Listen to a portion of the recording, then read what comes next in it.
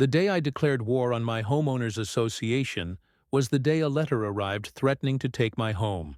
The fine was for a ceramic frog in my wife's garden. The total they claimed I owed in fraudulent penalties was over $8,000. What the HOA president, a petty tyrant named Richard Abernathy, didn't know was that I'd spent 30 years in a world that eats men like him for breakfast. He was about to find out exactly who he was dealing with. If you've ever fantasized about getting biblical-level revenge on a power-tripping board member, you're in the right place. Tell me the craziest fine you've ever received in the comments below. I guarantee this story will make it look like a parking ticket. My name is Jack. For the better part of my adult life, I didn't really have a life in the conventional sense. I had a career, and that career had me. I was a builder, not of houses but of skylines. I built a commercial real estate empire from the unforgiving bedrock of downtown cores, a brutal world of high-stakes deals where the air was thin and the sharks circled constantly. My days were a blur of 80-hour work weeks, red-eye flights, and the sterile anonymity of luxury hotel rooms. This was a world where a misplaced decimal point could unravel a billion-dollar merger, and a handshake was only as good as the army of corporate lawyers standing behind it, ready to turn a covenant into a bloodbath. I learned to read the subtle tells of men under pressure, the flicker of fear in their eyes when they realized, 3 moves too late, that they were hopelessly outmaneuvered in a boardroom. I learned that victory didn't always go to the loudest man in the room, but to the one who had done the most thorough homework. I made a fortune, a staggering amount of money that afforded me every material comfort imaginable, but I paid for it with the one currency that can never be recouped: time. The memories that haunt me aren't of deals that went south, but of moments I let slip through my fingers. I vividly remember standing in the wings of a stuffy school auditorium, the smell of dust and cheap stage paint in the air, taking a call to close a skyscraper deal in Dallas. I was whispering frantic instructions to my legal team while my 7-year-old daughter was on stage for her second-grade play. I missed the one line she had practiced for weeks, the line she was so excited for me to hear. Her face when she saw me in the back, phone pressed to my ear, is a ghost that has followed me for decades. I missed birthdays that became voicemails, anniversaries that became lavish but late gifts, and the thousands of simple, unscripted moments that weave the true fabric of a life. When I finally sold my portfolio, it wasn't a celebration. It was an abdication. I walked away from the throne I had built with my own 2 hands, and my only goal was to get that lost time back, to find a life that was measured in sunrises, not quarterly earnings. My wife, Sarah, who had been my steadfast anchor through it all, and I began a quest for our sanctuary. We found what we thought was it in a leafy, sprawling suburb in Texas called Willow Creek. The marketing brochure was a masterpiece of idyllic propaganda, promising a harmonious community full of stock photos of smiling, impossibly attractive families at neighborhood barbecues. The words were carefully chosen: serenity, belonging, peace. I should have known then, from my years of dissecting contracts, that any place that has to advertise its harmony in writing probably has a deep and abiding lack of it. But we were seduced by the vision. Our house was more than just a building. It was the finish line of a marathon I had been running my entire life. A stately 2-story brick colonial with a sprawling backyard, shaded by ancient, magnificent oak trees that looked as if they had stood there for centuries, silent witnesses to generations of quiet living. For the first year it was everything the brochure promised and more. Life was blissfully, beautifully quiet. The loudest sound was the chirping of birds in the oak trees, a stark contrast to the sirens and shouts of the city. I finally had the time to work on my passion project, a cherry-red '67 Mustang I'd bought in my 20s and promised myself I would one day restore. For 30 years it had sat under a dusty tarp, a symbol of a deferred life. Now the scent of oil, metal, and gasoline became my new therapy. I spent my mornings under its hood, my hands greasy, my mind blessedly empty of everything but the mechanical puzzle in front of me. Sarah, finally free from the constraints of city balconies and rooftop pots, cultivated a garden that became the envy of the neighborhood. It was a riot of color and life, a testament to her patience and love, with fragrant roses, calming lavender, and hydrangeas the size of dinner plates. Life wasn't just quiet, it was rich, but we soon discovered that in the seemingly perfect garden of Willow Creek, the local serpent didn't slither on its belly.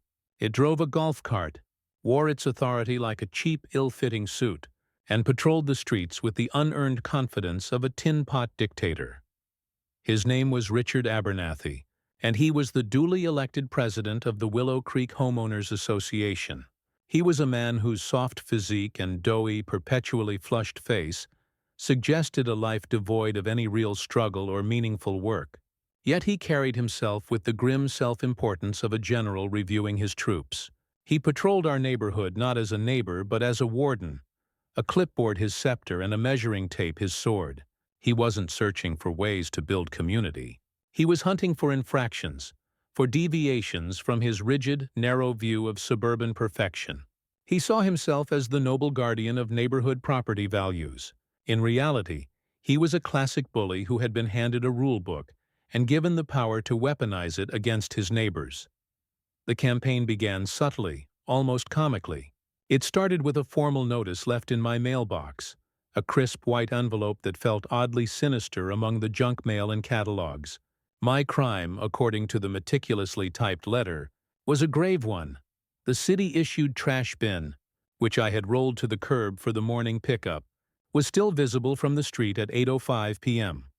The HOA's arbitrary deadline was 8:00 p.m. sharp. The fine was $50. I laughed out loud, a genuine, hearty laugh. I showed it to Sarah, who was arranging a bouquet of her prize-winning roses on the kitchen island. $50 for 5 minutes? This guy must be kidding, I said. We came here for peace, Jack, she murmured, her brow furrowed with a hint of concern. It's silly, but it's easier to just pay it. That was my first mistake, a critical error in judgment. By paying it without question, I hadn't bought peace. I had signaled that I was an easy target, a compliant cash machine with no fight in him, a rich retiree who would rather throw money at a problem than deal with the hassle. In Abernathy's world, that was blood in the water. A week later, another fine arrived, this one taped directly to my front door, an escalation in its passive aggression. This time it was $75 for unapproved lawn height. Taped to the notice was a blurry, out-of-focus photo of a cheap plastic ruler stuck in my lush St. Augustine grass. He claimed the grass was a quarter-inch taller than the maximum 3 inches allowed by the bylaws. It was absurd, but again, I paid it.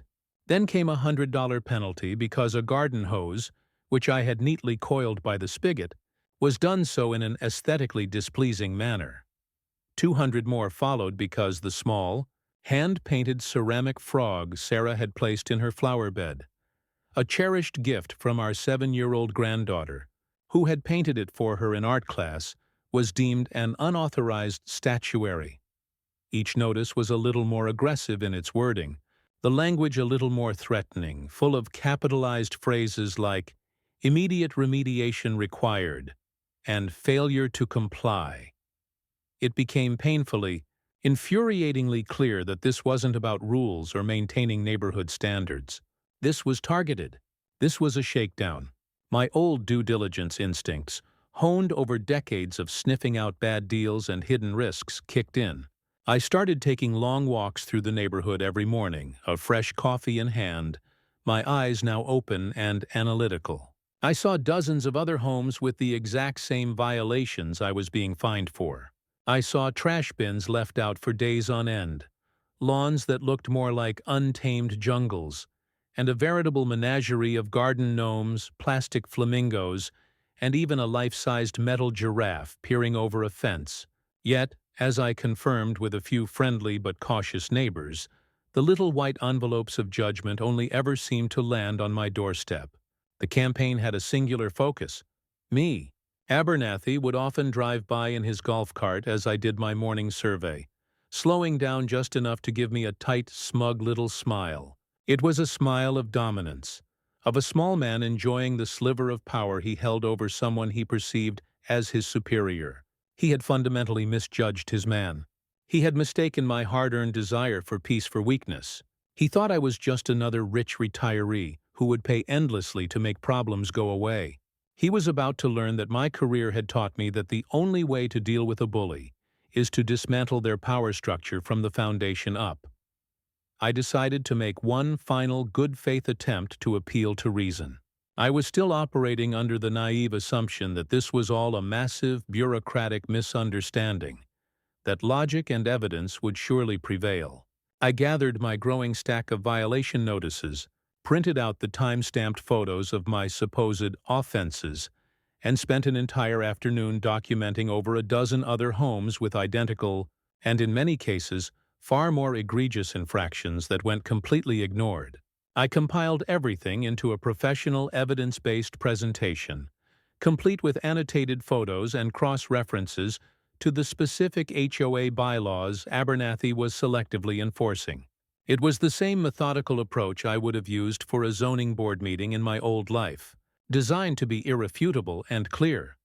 The HOA meeting was held in a soulless, rented conference room in a dreary, half-empty office park on the edge of town called Creek View Plaza. The place radiated failure. The air was stale with the smell of old coffee and quiet desperation, the atmosphere thick with the simmering resentment of the other homeowners who had been summoned to plead their own petty cases.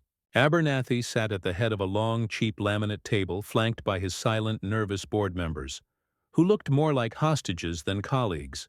They stared down at their papers, avoiding eye contact with the supplicants before them. Abernathy, however, reveled in the ceremony. He tapped his microphone with a flourish, cleared his throat, and looked out upon the small gathering as if he were a man of great importance addressing a global summit instead of a handful of frustrated suburbanites in a dingy room. Before my turn, I listened to an elderly widow nearly break down in tears as she tried to appeal a fine for having the wrong shade of beige on her window trim. Abernathy denied her appeal with a dismissive wave of his hand.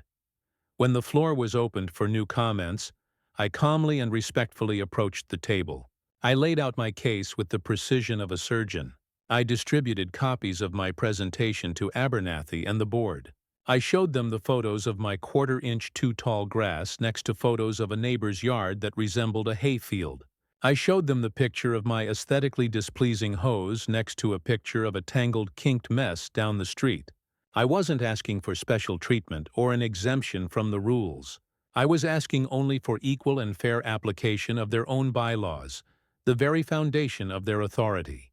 I spoke for less than 5 minutes, my tone even, and my argument unassailable. Abernathy let me finish, a cruel, self-satisfied smirk plastered on his doughy face. When I was done, he let an uncomfortable silence hang in the room, making sure every eye was on him, milking the moment for all it was worth. He leaned into his microphone, and the cheap speaker crackled with feedback. "Are you quite finished, Mr. Davis?" he asked, his voice dripping with a syrupy, condescending tone that set my teeth on edge. "It seems to me," he continued, looking around the room for approval, "that a man of your obvious means could afford to simply follow the rules or pay the price for not doing so." He paused, letting the insult land. "We're not interested in your big city presentations and your fancy folders here. We're a community of simple rules for simple folks. Maybe you think you're too good for them. Maybe this community isn't the right fit for you." He then clicked his microphone off with a theatrical flourish. "Appeal denied. Next." He had publicly humiliated me, twisting my logical appeal into an act of arrogance. He had framed me as an outsider, an arrogant rich guy who thought he was above the simple laws of their community. The other board members just stared at their papers, too cowardly or too complicit to look up. The other homeowners in the room just looked down, not wanting to become his next target. In that moment of profound disrespect, I realized this wasn't a community association. It was a fiefdom, a petty kingdom built on a foundation of fear, and Richard Abernathy was its sad, pathetic little king. The desire for peace was gone, replaced by a cold, clear certainty. The war was on. My public challenge at the HOA meeting didn't chasten him. It seemed to light a fire under his obsession. It was as if my refusal to bow down was a personal affront he could not tolerate. The harassment escalated from merely bureaucratic to deeply personal. He began parking his golf cart across the street from my house for hours at a time, just sitting there, watching. He made no attempt to hide it. He would just stare at my home, a pair of binoculars resting on his dashboard, a visible symbol of his invasive scrutiny. It was a psychological tactic designed to make us feel watched, to turn our sanctuary into a prison. Sarah started pulling the blinds during the day, her sense of peace shattered.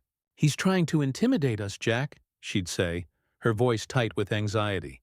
The fines, which I now refused to pay on principle, continued to arrive, piling up on a side table in my office. They grew exponentially, each original fine now accompanied by exorbitant late fees and administrative penalties. The language in the letters became more and more threatening, full of legal jargon he was clearly copying and pasting from the internet. Terms like breach of covenant and legal remedies. Then came the letter that started the real war. It didn't come in a standard envelope. It arrived via certified mail, a tactic designed to look as official and terrifying as possible. The return address wasn't the HOA. It was from a supposed law firm, Abernathy, Smith & Associates, complete with a formal, embossed letterhead he'd obviously designed on his home computer and a prestigious-sounding downtown P.O. box address. The moment I held it, my 30 years of experience screamed that it was a sham. A real law firm has a physical address, a list of partners, a bar association number. This had none of that. Impersonating a law firm is not just a civil matter.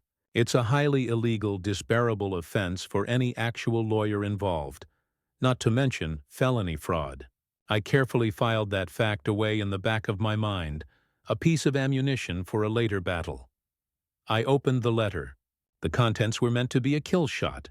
It stated in no uncertain terms that, due to an outstanding balance of over $8,000 in fines and fees, the HOA, represented by this phantom law firm, had successfully placed a lien on my property. It went on to declare their intent to initiate foreclosure proceedings in 30 days if the full balance was not paid immediately. Foreclosure, he was trying to use a stack of fake fines over a garden frog and a blade of grass to steal the home I had worked my entire life to build. He was threatening the peaceful retirement I had earned, the sanctuary I had promised my wife after decades of sacrifice. The quiet, peaceful life we had sought was over, replaced by a direct threat to our very home. Something inside me snapped. It wasn't a hot, angry snap of rage. It was a quiet, cold, and deliberate one. It was the distinct click of a tumbler falling into place in a complex lock. The peace-loving retiree puttering in the garage with his Mustang receded into the background.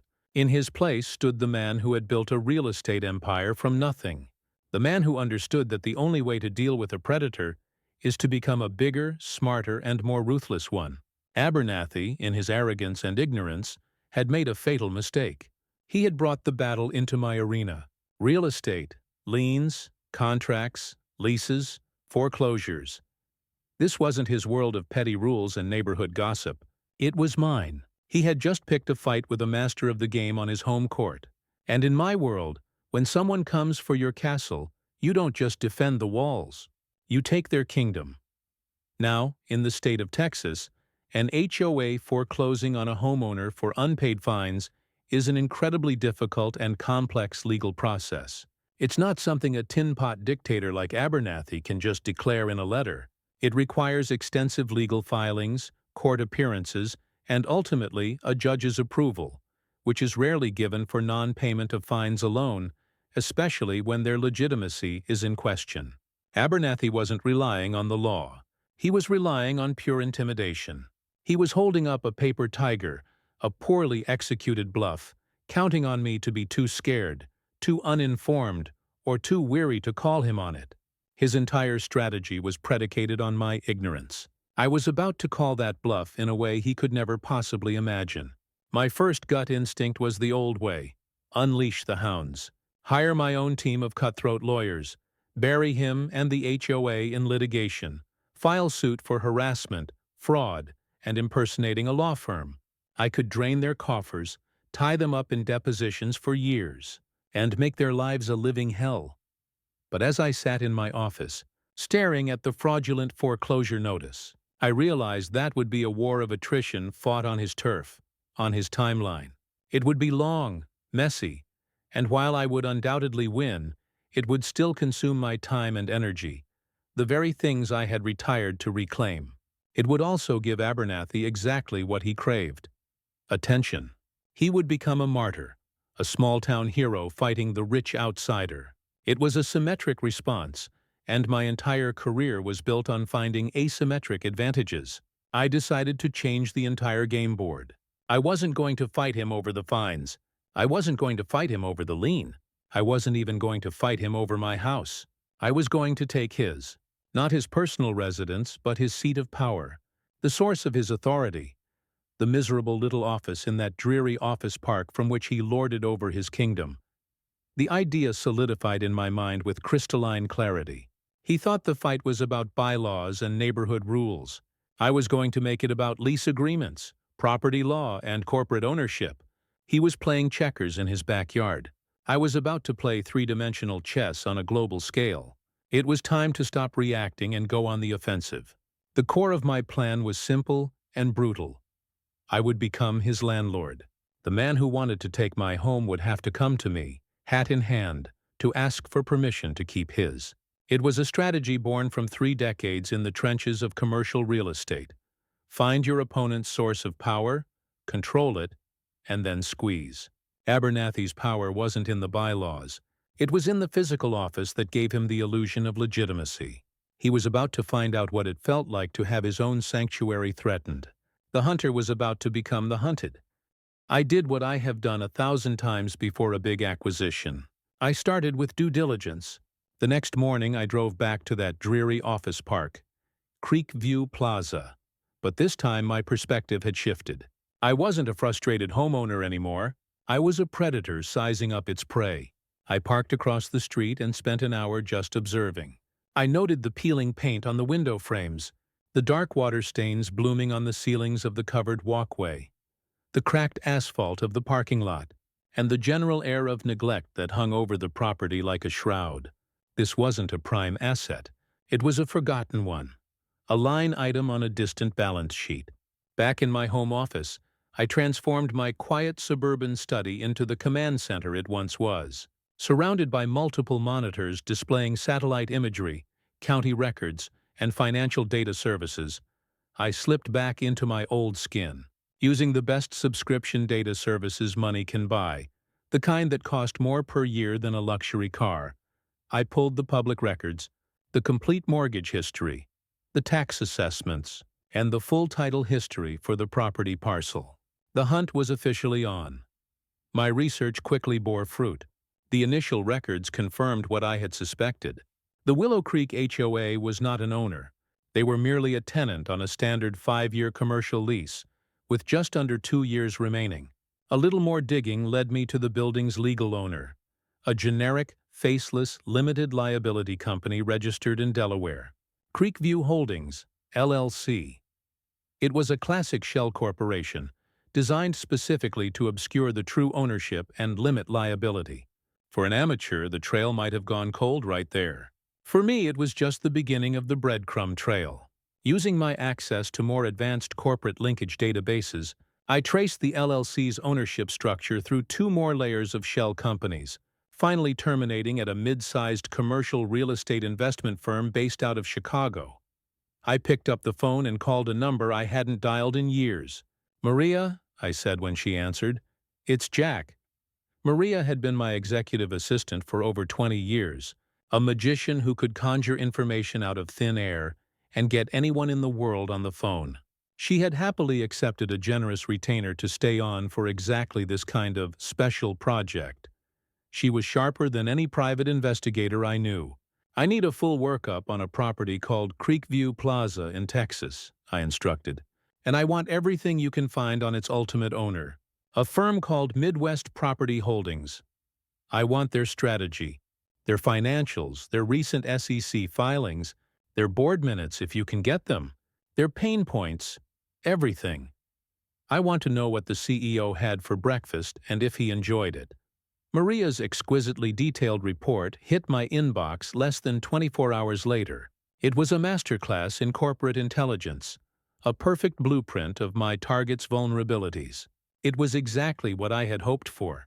Midwest Property Holdings was under significant pressure from their institutional investors to deleverage and trim their portfolio. They were in the process of liquidating smaller, underperforming, out-of-state assets to consolidate and focus on their core markets in the upper Midwest. Creekview Plaza, with its high vacancy rate, deferred maintenance, and middling rent roll, was highlighted on an internal document as a Tier 3, non-core asset flagged for divestment. It was a C-class property 1,000 miles from their headquarters that was an annoyance on their balance sheet, a distraction from their primary strategy. And as I've always said, one man's annoyance is another man's unparalleled opportunity. The target was not only identified, it was wounded and ready to be taken down. I didn't bother with the traditional channels. Engaging brokers or intermediaries would slow things down, create a paper trail, and potentially alert my target.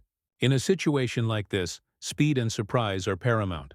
Using the intelligence Maria had gathered, I found the direct private line for the CEO of Midwest Property Holdings, a man named Robert Patterson. I got past his executive assistant by casually mentioning a few mutual acquaintances from a massive industrial park deal I'd done in the Chicago suburbs a decade prior. The name-dropping worked. Patterson got on the line, his voice a mixture of caution and curiosity. I got straight to the point. "Mr. Patterson, my name is Jack Davis. I'm a private investor. I want to buy Creekview Plaza," I said, my tone matter of fact. "It's an underperforming asset for you. It's a management distraction, and it's well outside your core operational territory. I'll make this very easy for you. I'm offering 10% over your most recent internal valuation, all cash. We can close in 3 weeks."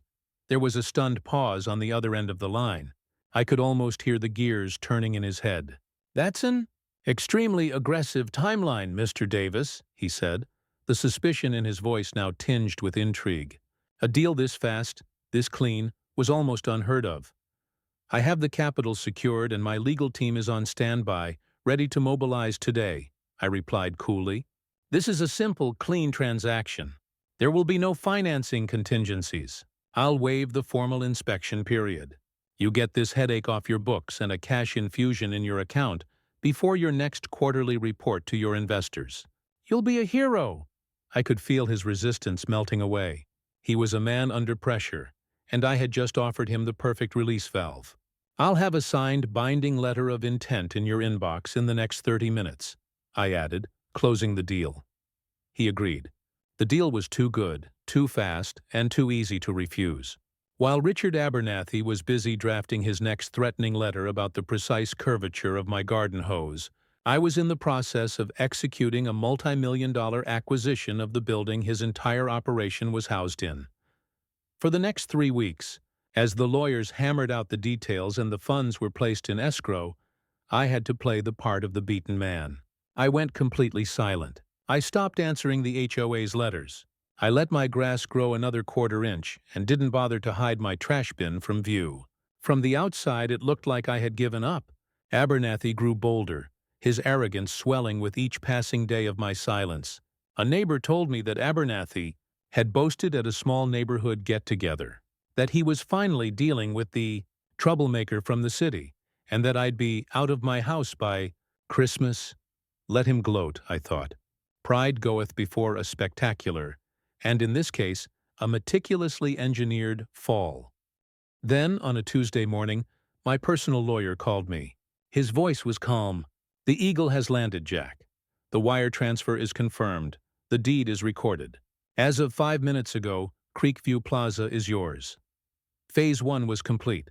The board was set. The pieces were in place. With the property secured, it was time to prepare for Phase 2. The ambush. I immediately convened a conference call with my legal team.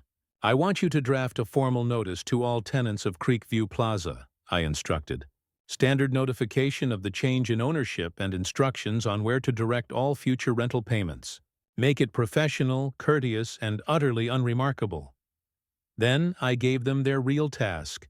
I also want you to scrutinize the Willow Creek Homeowners Association's lease agreement with a fine-toothed comb. I want to know every right I have as the new landlord. I want every loophole, every weakness, every single contractual advantage. As I suspected, the lease was a boilerplate document, a generic template the previous owners, Midwest Property Holdings, likely used for all their small, insignificant tenants. It was a document drafted out of laziness, not precision. And right there, nestled in Section 14B, under the heading Change of Ownership, was the fatal flaw. It was a standard clause, but an amateur one for a landlord to grant. It allowed for the renegotiation of terms, including and especially rental rates, upon the sale or transfer of the building's ownership. It was the legal loophole I needed, the fulcrum upon which my entire plan would pivot. The previous owners hadn't cared enough to negotiate a stronger lease, and the HOA, in its amateurism, had never thought to question it. They had signed their own death warrant years ago. Now it was time to bait the trap. I looked up the main number for the HOA office and dialed. Abernathy himself answered, his voice oozing a smug satisfaction that was almost comical. "Mr. Davis," he said, recognizing my name. "I'm glad you called. I was just about to have our lawyers contact you regarding the foreclosure filing.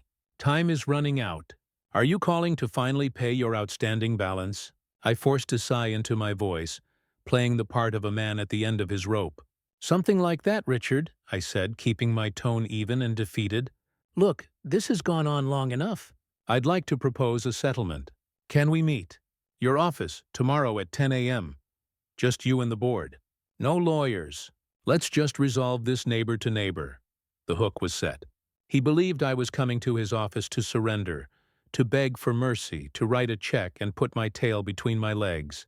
The thought of my capitulation was too delicious for him to resist. "I think that can be arranged," he said, the triumph in his voice palpable. 10 a.m. it is. He was walking directly into a perfectly prepared ambush, blinded by his own arrogance. I hung up the phone and allowed myself a small, cold smile. The game was about to get very, very interesting. The next morning, I walked into that same stale conference room at Creekview Plaza. The stage was set exactly as it had been during my prior humiliation, but this time I was not the supplicant. I was the executioner. Abernathy and his board were arranged around the table, shuffling papers and trying to look important, posturing for the defeated man they expected to see.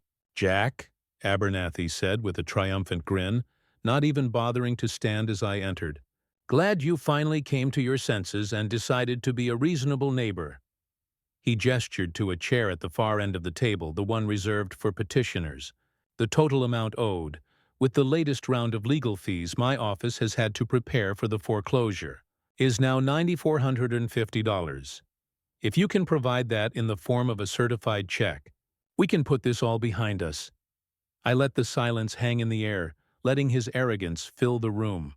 I slowly walked not to the petitioner's chair, but to the empty space at the head of the table directly opposite Abernathy.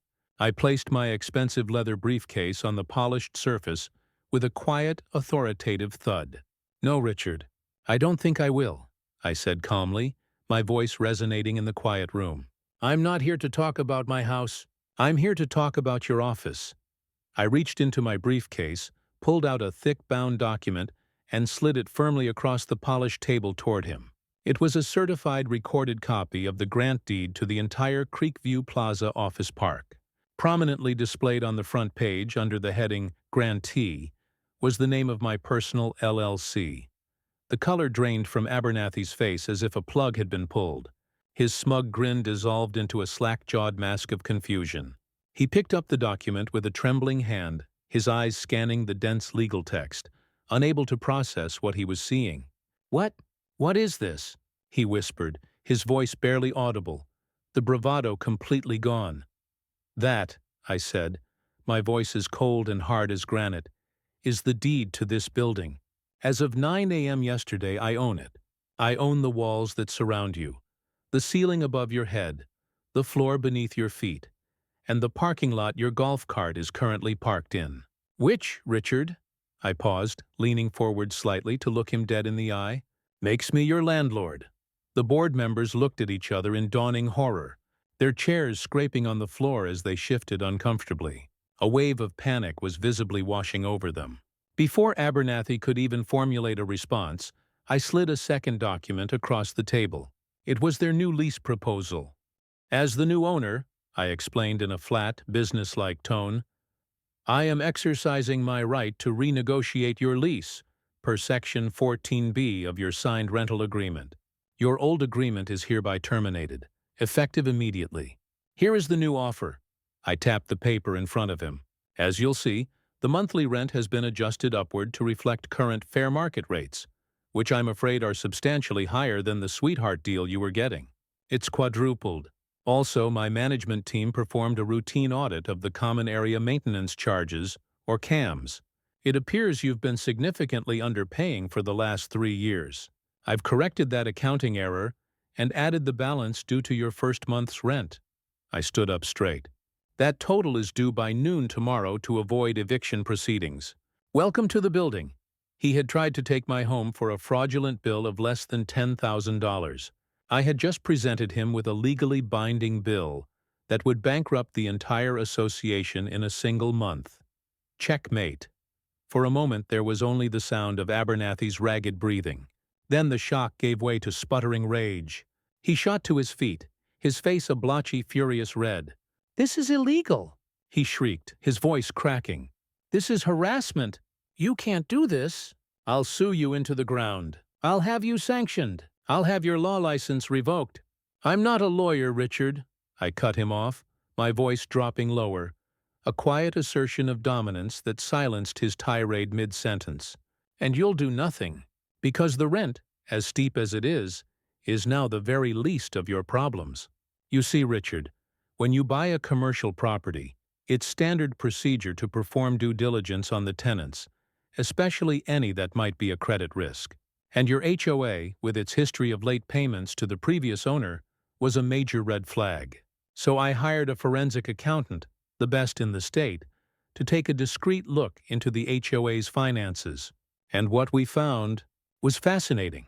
I paused, turning my gaze away from Abernathy to look directly at the other board members one by one.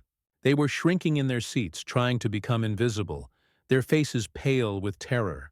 I had their complete and undivided attention.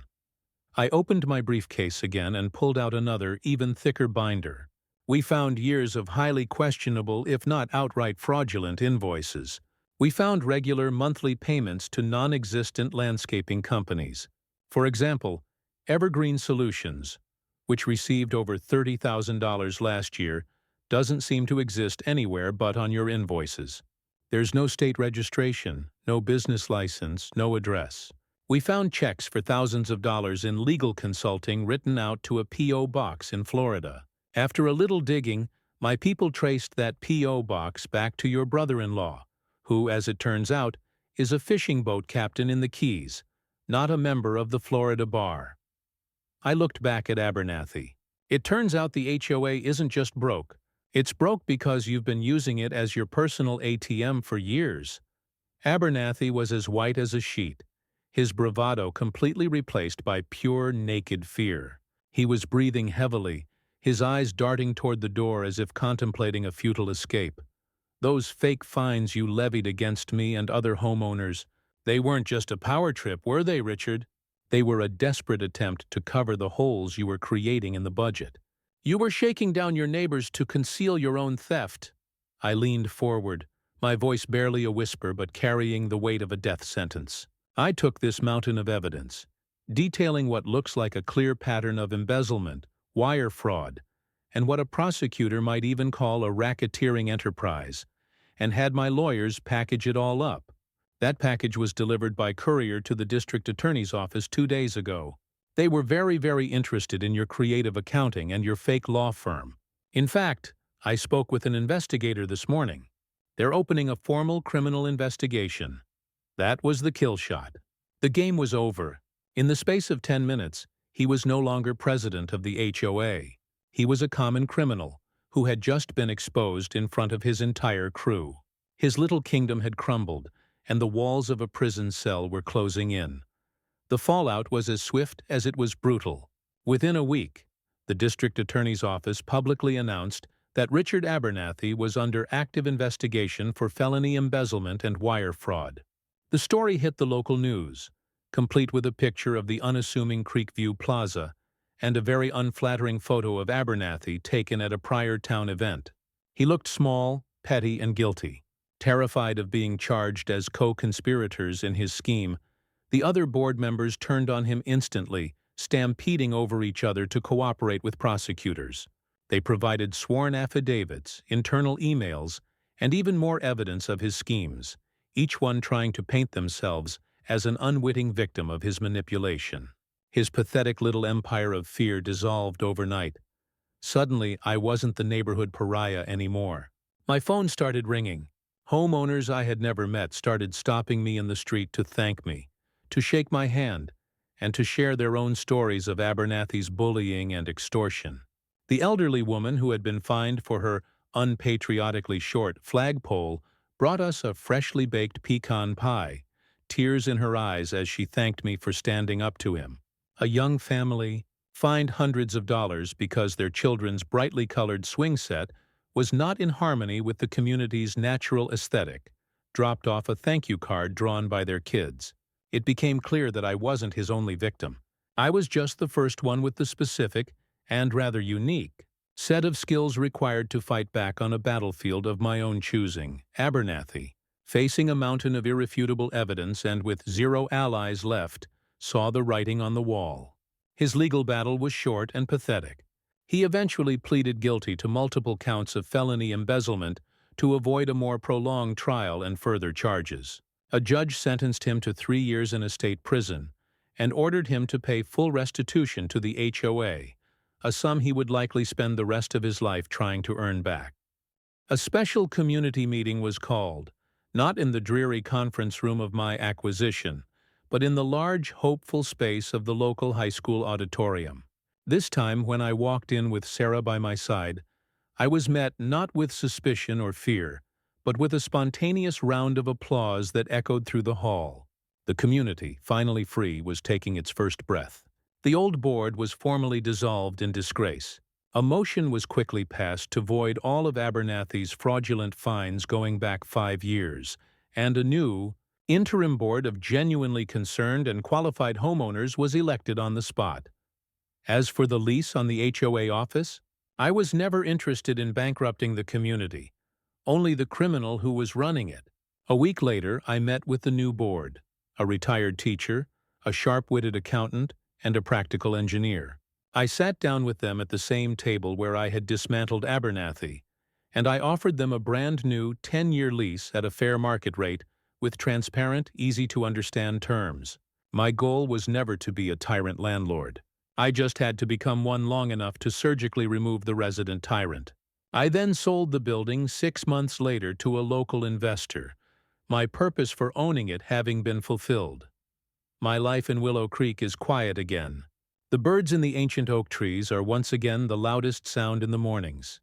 The neighborhood, free from the grip of its petty dictator, is thriving under its new collaborative leadership.